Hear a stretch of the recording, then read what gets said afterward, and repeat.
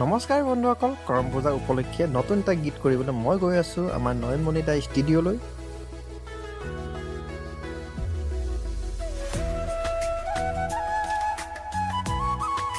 Finally আহি পাই গ'লোঁ আমি ষ্টুডিঅ'।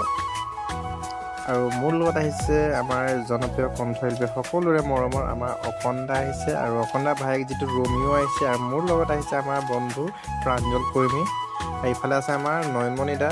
নয়নমণি দা মানে কামত ব্যস্ত হৈ গৈছে।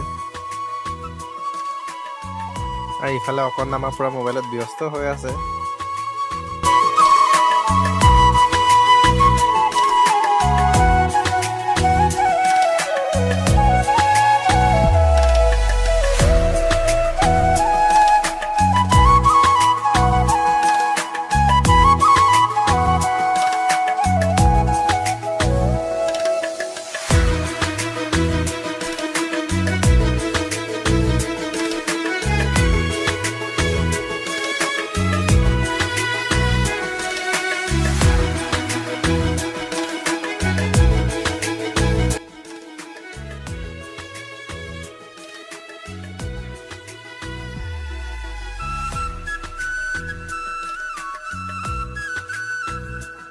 প্ৰথম দিনৰ বাবে মোৰ কাম বেছি নাছিলে ষ্টুডিঅ'ত, আজিলৈ মোৰ মিনি ব্লগটো ইমানতে সামৰণি মাৰিলোঁ।